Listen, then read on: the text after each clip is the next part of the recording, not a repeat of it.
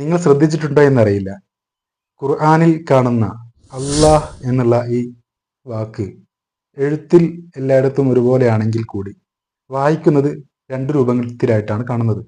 ബിസ്മില്ലാഹി റഹ്മാൻ റഹീം, ഇവിടെ ഇല്ലാഹി എന്നാണ് നമ്മൾ വായിച്ചത്. അതേ സമയത്ത് ഖുൽ ഹുവല്ലാഹു അല്ലാഹു അഹദ് ഈ രൂപത്തിലാണ് വായിച്ചിട്ടുള്ളത്. രണ്ടും എഴുത്തിൽ അള്ളാഹ് എന്നുള്ളത് തന്നെയാണ്. ഒരു സ്ഥലത്ത് ഇല്ലാഹി എന്നാണെങ്കിൽ ഒരു സ്ഥലത്ത് അള്ളാഹ് എന്നാണ് വായിച്ചിട്ടുള്ളത്. ഇതിന്റെ വസ്തുത എന്താണ് നമുക്കൊന്ന് നോക്കിയാലോ. ഈ അള്ളാഹ് എന്നുള്ള എഴുത്ത് അള്ളാഹ് എന്ന് വായിക്കുന്നത് തഫ്ഹീം ആയ അവസ്ഥയിലാണ്, ഇല്ല എന്ന് വായിക്കുന്നത് തർക്കീഖ് ആയ അവസ്ഥയിലുള്ളത്. ഖുർആനിൽ അള്ളാഹ് എന്നുള്ള പദങ്ങൾക്ക് മുമ്പ് ഫത്ഹോ ലമ്മോ ആണെങ്കിൽ ആ അള്ളാഹ് എന്നുള്ള പദത്തിന് തഫ്ഹീമായിട്ട് അഥവാ അള്ളാഹ് എന്നാണ് വായിക്കേണ്ടത്. ഉദാഹരണത്തിന് ഖുൽ ഹുവല്ലാഹു, ഖാലല്ലാഹു, നൂറുല്ലാഹി. ഓക്കെ.